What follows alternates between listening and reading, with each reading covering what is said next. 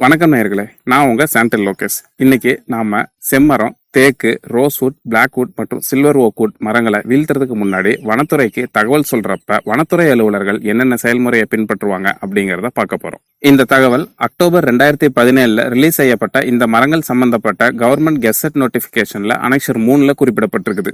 இந்த gazette notification சம்பந்தப்பட்ட முந்தைய வீடியோஸ் பார்க்கணும் அப்படின்னா மேல இருக்கிற ஐ பட்டன் கிளிக் பண்ணி பிளேலிஸ்ட்ல இருக்கிற வீடியோஸ் பாருங்க. மர உடைமையாளர் ஆவணங்கள் அடங்கிய விண்ணப்பத்தை இணையதளத்துல பதிவேற்றின உடனே, அதாவது மரத்தை வீழ்த்த போறத வனத்துறைக்கு தகவல் தெரிவிக்கிறதுக்கு உண்டான விண்ணப்பம் தங்கள் கைக்கு கிடைச்ச உடனே டிஎஃப்ஓ அல்லது ஏசிஎஃப் அல்லது எஃப்ஆர்ஓ விவசாயியோட தோட்டத்துக்கு என்னைக்கு ஆய்வுக்கு வரப்போறோங்கிற தேதியை SMS மூலமாவோ அல்லது மின்னஞ்சல் மூலமாவோ தெரிவிப்பாங்க. மர உரிமையாளர் மரங்களை வீழ்த்த போறோங்கிற தகவலை வனத்துறைக்கு தெரிவிக்கிறதுக்காக விண்ணப்பத்தை இணையதளத்துல பதிவேற்றும் போதே அவரோட அலைபேசி எண்ணையும் மின்னஞ்சல் முகவரியும் கட்டாயம் கொடுத்திருக்கணும். அப்படி கொடுத்திருக்கிற அந்த மின்னஞ்சல் மற்றும் அலைபேசி எண் மூலமா தான் அவங்க இந்த தகவலை தெரிவிப்பாங்க. என்னதான் அலைபேசி அழைப்பு மூலமா தகவலை தெரிவிச்சிடலான்ற வசதி இருந்துச்சுனாலும் எழுத்துப்பூர்வமா தகவலை தெரிவிக்கணுங்கிறதுக்காக இந்த வழிமுறையை பின்பற்றாங்கிறத புரிஞ்சுக்க முடியுது.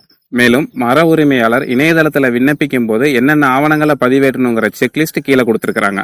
வனத்துறையிலிருந்து டிஎஃப்ஓ அல்லது ஏசிஎஃப் அல்லது எஃப்ஆர்ஓன்னு யாரு ஆய்வுக்காக வந்திருந்தாங்கனாலும் மர உரிமையாளர் அவங்க கூட இருந்து அவர் இணையதளத்துல பதிவேற்றின எல்லா ஆவணங்களோட அசலையும் அவங்க சரிபார்க்கறதுக்காக அவங்க கிட்ட கொடுக்கணும்.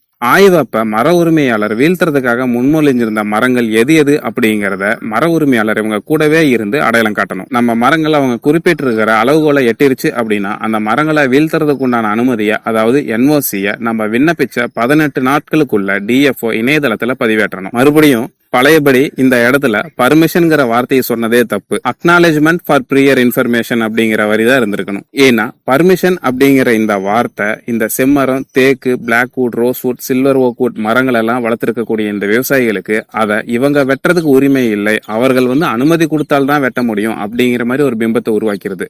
இது அப்படி கிடையாது. நாம யாருக்கிட்டையும் அனுமதி கேட்கல, நாம தகவலை மட்டும்தான் சொல்றோம். அதனால இது பல குழப்பங்களை ஏற்படுத்துதுங்கிறது என்னோட எண்ணம். இதோட இந்த குட்டி வீடியோ முடிஞ்சுதுங்க. நம்ம வீடியோக்கு லைக், ஷேர் அண்ட் கமெண்ட் பண்ணுங்க. நம்ம சேனலுக்கு மறக்காம சப்ஸ்கிரைப் பண்ணுங்க. எனக்கு சப்போர்ட் பண்ணும் விதமா நீங்க சூப்பர் தேங்க்ஸ் வாங்கலாம் அல்லது நம்ம சேனல்ல மெம்பர்ஷிப்ல நீங்க ஜாயின் பண்ணிக்கலாம். அடுத்தது அனெக்சர் 4 உண்டான வீடியோல சந்திக்கும் வரை நன்றி, வணக்கம்.